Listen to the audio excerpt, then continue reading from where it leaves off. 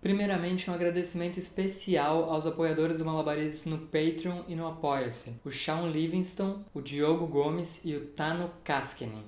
Obrigado! Se você gosta do projeto, considere apoiar no Apoia-se ou no Patreon com $1, R$1. Pode fazer uma grande diferença. Dá um joinha nesse vídeo e vamos que vamos pro genocídio!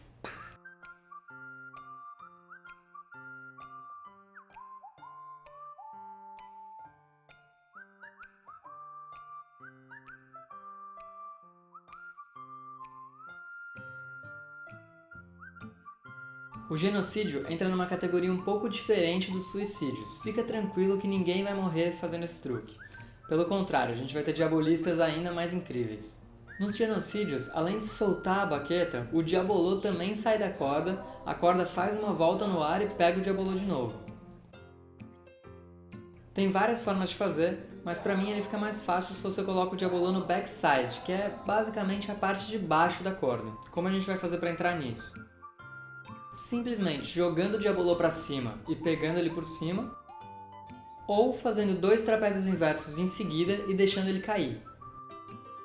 Aí que começa o truque. Eu gosto de aproveitar esse movimento de pêndulo para a esquerda e quando ele volta para a direita a gente vai soltar a baqueta direita.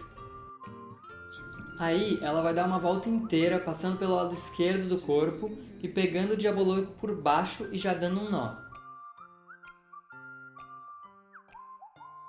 A mão esquerda não abaixa muito, senão a corda vai bater no chão. Com prática, você vai entender como desfazer esse nó sem precisar pegar diretamente na baqueta. Não que isso tenha problema, mas eu prefiro normalmente ir desfazendo o nó enquanto eu pego a corda. Eu acho um pouco mais fácil. Alguns erros comuns são jogar a baqueta pelo lado errado do backside e enrolar tudo.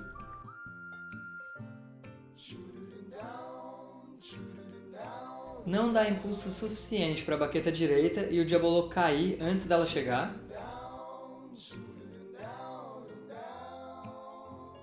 Errar o diabolô quando ele está em voo livre, ou seja, a baqueta passa por outro lugar e não pega o diabolô.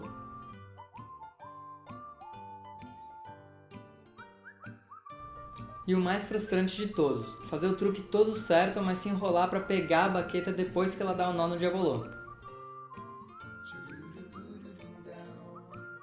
Com treino e disciplina, você vai conseguir fazer esse truque e todos os outros que estão na playlist de diabolôs aqui do canal. Lembra de comprar um diabolô na loja ou uma camiseta para ajudar o projeto. Eu sou o Lucas Abduch, Coca-Cola é veneno de rato e a gente se vê daqui a pouco.